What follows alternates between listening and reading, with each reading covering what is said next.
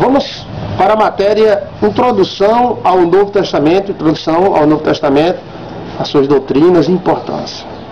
A introdução ao Novo Testamento, nós vamos dar uma analisada, vamos dizer assim, no Novo Testamento, a sua importância, a sua eficácia na nossa vida. O Novo Testamento é algo maravilhoso, né? Imagina a vida sem o Novo Testamento, como ia ficar terrível, né? A importância do Novo Testamento, bota aí, a importância do Novo Testamento. Não esqueça de fazer suas anotações, hein? Qualquer dúvida, volta o vídeo ou dê pausa. A importância do Novo Testamento é muito grande. Esses tópicos são muito importantes para depois você se lembrar. A importância do Novo Testamento é muito grande porque o cristianismo vem a partir do Novo Testamento, né? O Velho Testamento é a religião dos hebreus, o judaísmo. O cristianismo, ela é a religião que segue a Cristo, né? Que segue as doutrinas de Cristo, que nasceu em Cristo. Falamos da nova aliança. Então o Novo Testamento já está falando nova aliança, Novo Testamento, nova aliança. Os livros sinópticos são os 4 evangelhos que contam a mesma história. Então, os 4 primeiros livros da Bíblia são os livros chamados sinópticos. Sinópticos. Anotou? Os livros sinópticos. S-I-N-O-P-T-I-C-O-S. São os 4 evangelhos que contam a mesma história. São livros históricos que contam a vida de Jesus Cristo.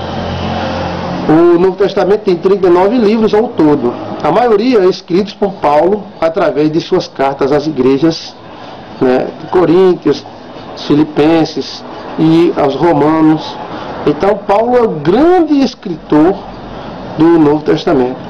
A data aproximada, aceitável, da escritura do Novo Testamento está variando mais ou menos entre 45 e 50 a 95 depois de Cristo, né? Apocalipse está mais ou menos datada 95 depois de Cristo. Os 4 evangelhos contam a vida de Jesus Cristo, sua obra e suas palavras. São achados, alguns fizeram um resumo, como Lucas, que Lucas é um apóstolo de Jesus que não viveu com Jesus. Lucas viveu, né, ele veio a ser da igreja depois de Cristo ter morrido e subido aos céus. Então não se engane dizendo que Lucas foi um dos 12. Lucas não foi um dos 12. Mas ele fez um apanhado. Ele mesmo diz na sua carta, né, que ele fez um apanhado histórico. Ele procurou livros, procurou os antigos e fez um apanhado histórico do nascimento de Jesus Cristo, da vida, dos milagres, enfim. Então, esses livros são resumos relatados, como o de Lucas, um resumo da vida de Jesus. A vida de Jesus é contada através desses escritos e por isso eles têm grande importância para nós. Então os 4 evangelhos, eles são importantíssimos, como pelos fatores históricos, pelos fatores religiosos também. Importantíssimos. A infância do mestre é poupada, ou seja, coloque aí esse tópico, a infância do mestre Jesus é poupada, ou seja, os livros não contam a infância de Jesus, contam apenas o nascimento, a vida de Jesus em Belém. Quando José volta com Jesus para Nazaré, os livros não contam. Jesus aparece novamente aos 12 anos, entre os escribas, mostrando grande sabedoria e admirando a todos. Depois, ele só vem aparecer com 30 anos e tem um ministério de 3 anos e morre com 33 anos. Tudo indica que Jesus Cristo fez um seminário, vamos dizer, judaico. Ele fez a escola dos escribas, porque ele teve a autoridade de abrir o livro, né, em Isaías 61, onde leu uma parte. Não era todas as pessoas que tinham o direito de abrir ali o livro e ler, não. Somente aquelas pessoas que tinham recebido toda a instrução judaica, né, da época. Na época do Novo Testamento, Israel estava sujeita ao Império Romano. Isso aí já é uma parte geográfica para você decorar. Na época de Jesus Cristo, Israel estava subjugada pelo Império Romano. Personagens históricos são citados, né, no Novo Testamento, personagens importantes, reis, né, e personagens importantes da história são citados, como Caifás, que era o sumo sacerdote, Herodes, César, Pilatos, né, são seres de importância da época que são citados pelo Novo Testamento, dando veracidade às letras do Novo Testamento. Israel queria se libertar, bota aí esse tópico, Israel queria se libertar de Roma a todo jeito. Existiam os zelotes que queriam de todas as formas se libertar do domínio romano, não queria pagar impostos, né, queriam exterminar o domínio romano, mas o domínio romano era muito forte.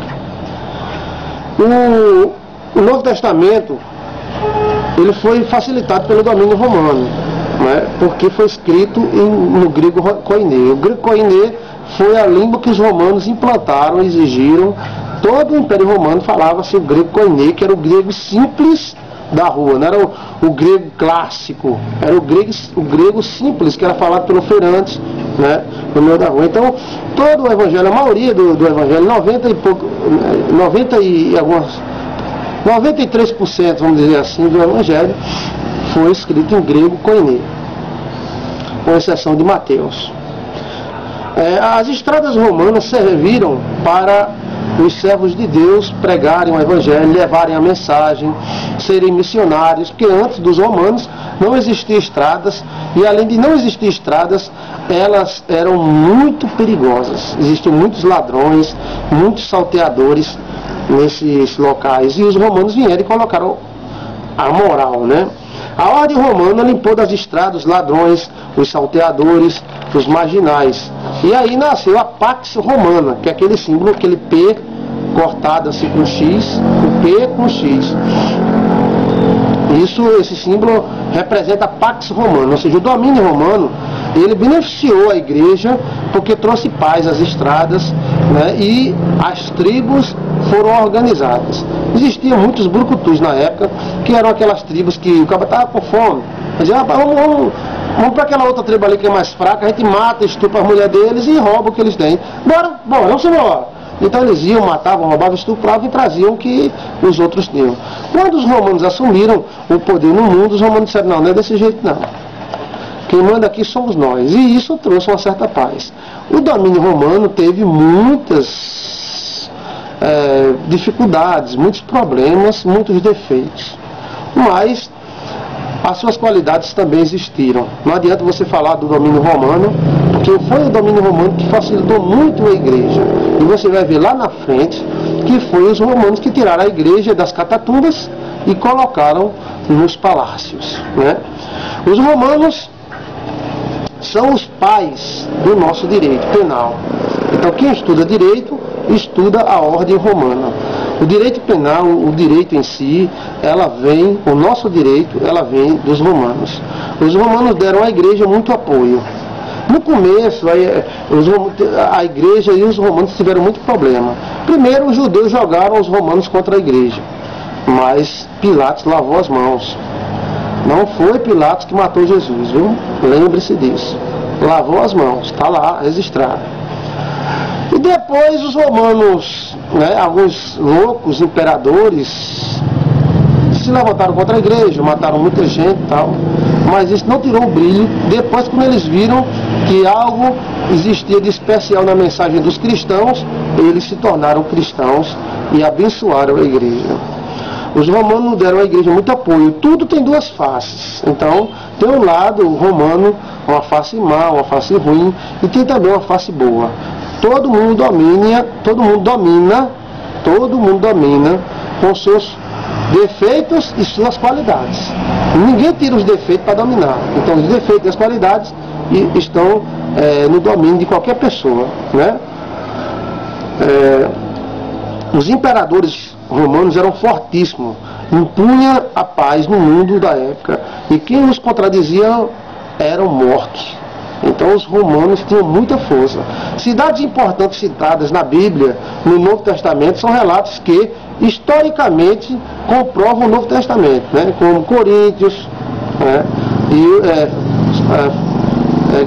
Gálatas, que moravam na Galácia, e outros povos de cidades importantes, que é o Novo Testamento, de regiões importantes que o Novo Testamento cita e que realmente existiram. O Império Romano foi fantástico. O Império Romano foi fantástico. Vamos continuar nesse assunto sobre o Império Romano.